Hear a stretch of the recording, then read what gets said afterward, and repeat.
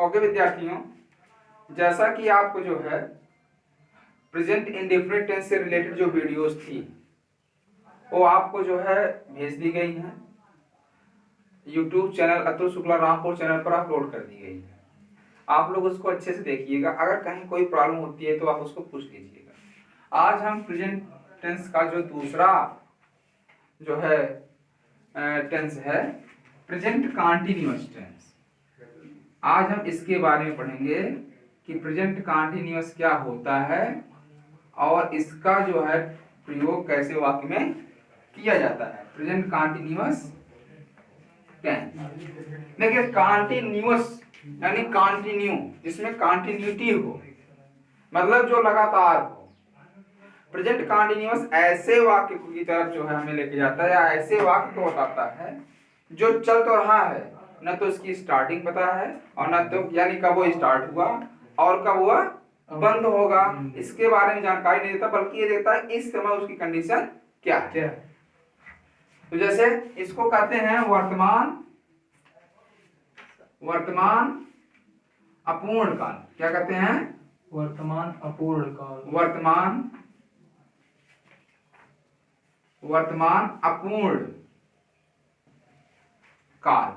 ध्यान दीजिएगा, अपूर्ण मतलब ये वाक्य कंटिन्यू रहता है।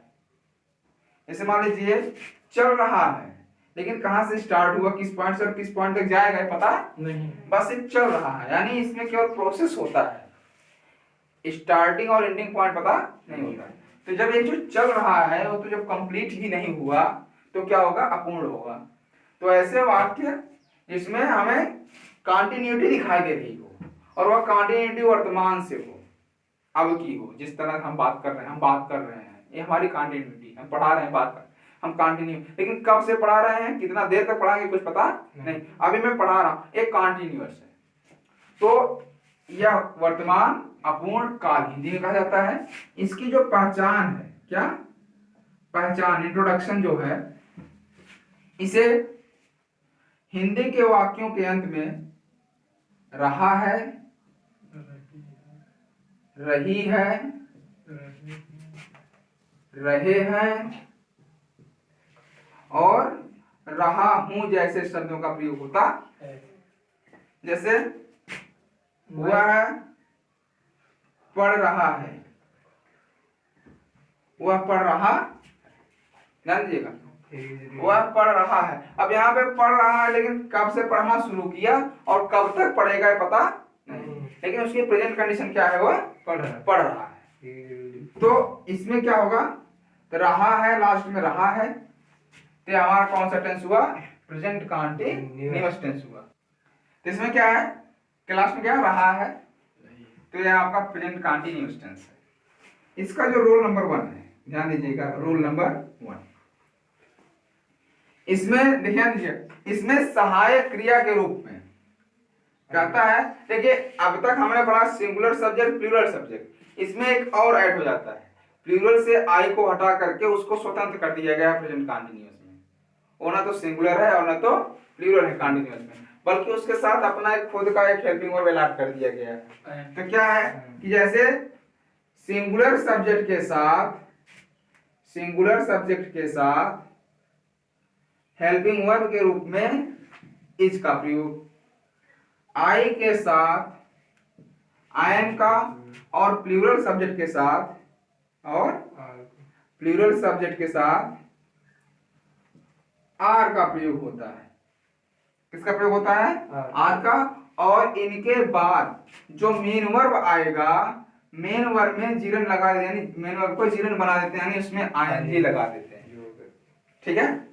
तो सिंगुलर सब्जेक्ट और प्लूरल सब्जेक्ट आपको पता है, जैसे कि हमने पिछले वीडियो में आपको प्रेजेंट इंडेफिनिट पढ़ा रहा था मैं, तो उसमें मैं आपको सिंगुलर प्लूरल अच्छे समझाया था।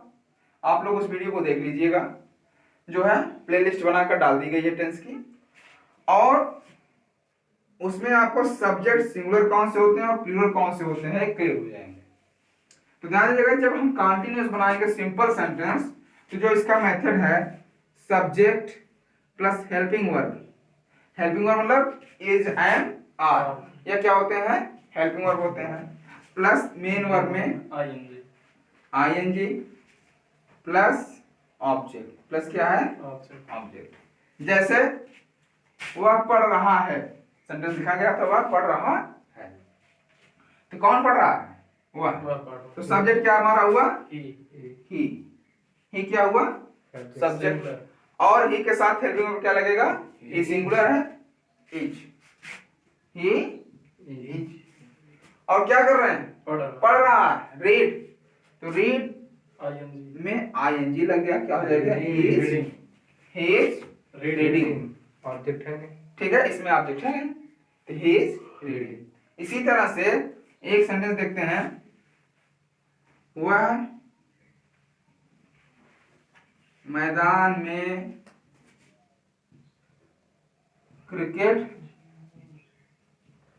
खेल रहा है, वह मैदान में क्रिकेट खेल रहा, कौन खेल रहा है वह, अच्छा वह हटा दीजिए, एक बार वह का यूज हो गया है, खेल रहे हैं खेल रहे हैं, तो ये क्या हो गया वे को इंग्लिश में क्या कहेंगे दे,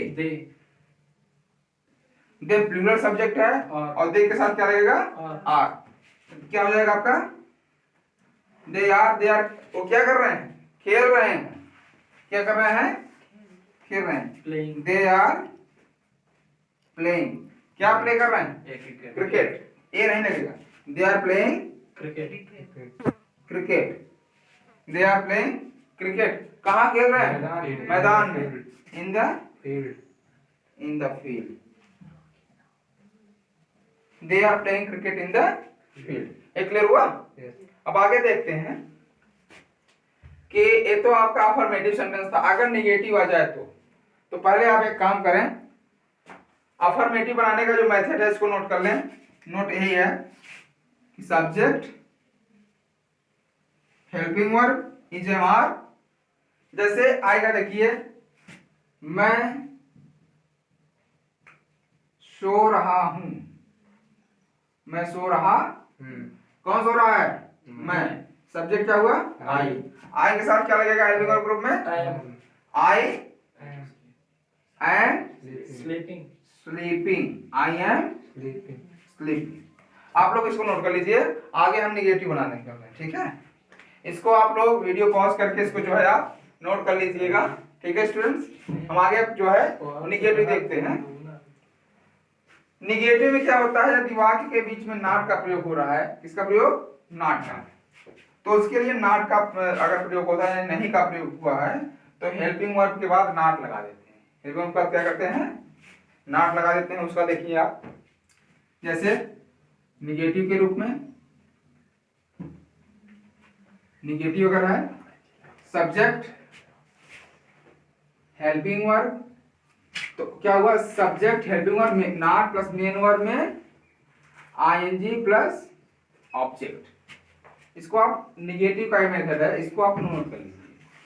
जैसे सोहन अपना काम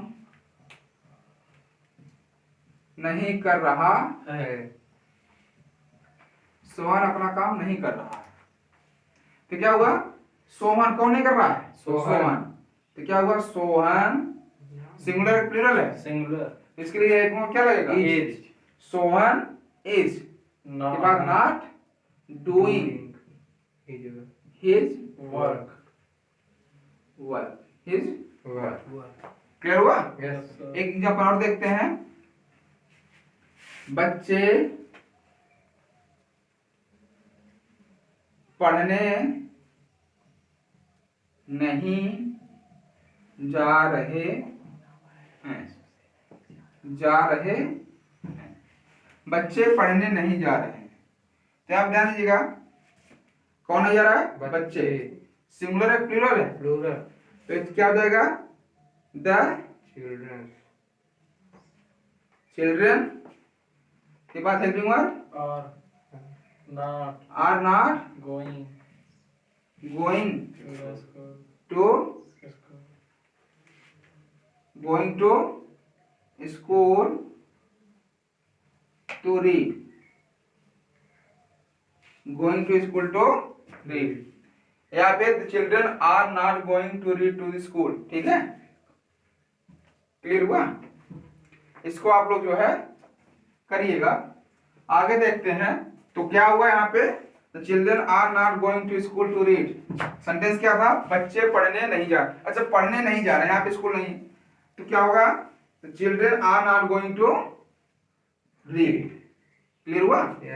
आगे देखिए, ये तो आपका निगेटिव हुआ।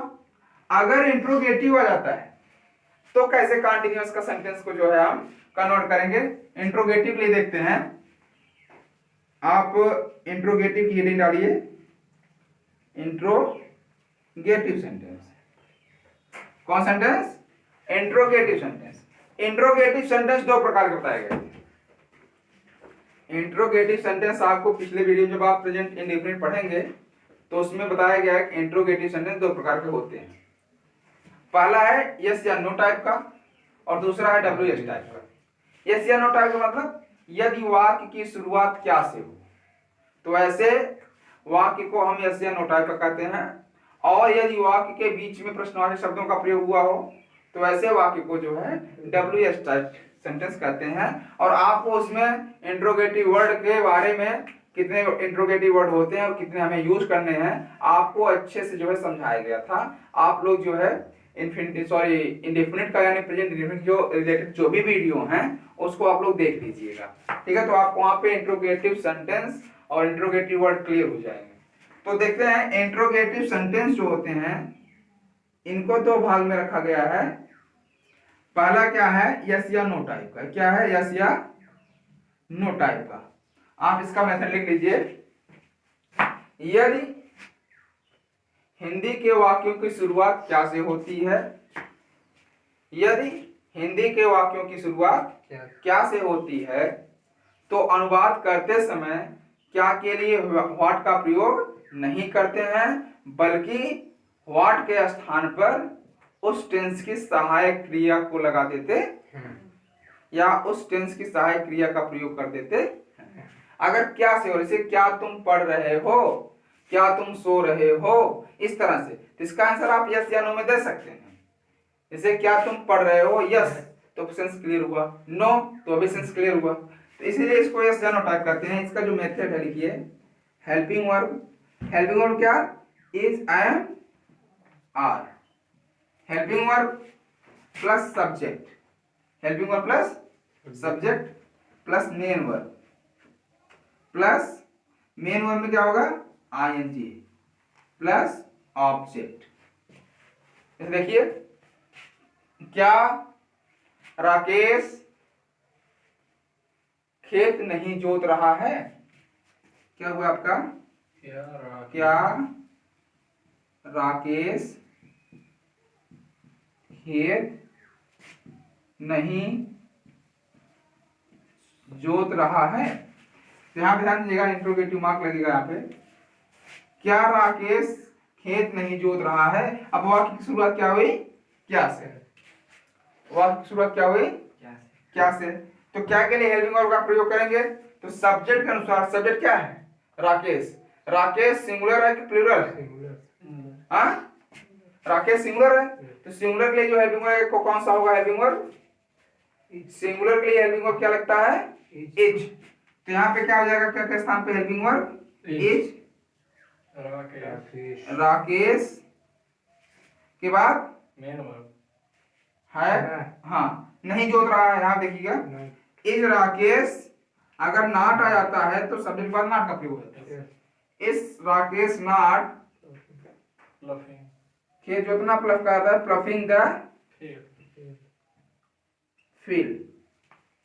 यहाँ पे अगर नॉट आ जाता है तो नॉट लगा देंगे कब, मेन वर्ब के पहले और सब्जेक्ट के बाद, या कह सकते हैं मेन वर्ब और सब्जेक्ट के बीच में नॉट का प्रयोग कर देते हैं। इसका मेथड क्या है, इसी को लिख लीजिए, इसको भी लिख लीजिए, helping verb plus subject plus not plus main verb में ING प्लस ऑब्जेक्ट। ठीक है, इसको आप लोग क्या करेंगे, लिख लीजिए। ये आप लोगों का इंट्रोगेटिव अगर निगेटिव आता है या नो टाइप का तो है जो इससे रिलेटेड सेंटेंस ये है। इस वाक्य का सेंटेंस देख लेते हैं, आप लोग इसको नोट करते रहिए, ठीक है। जैसे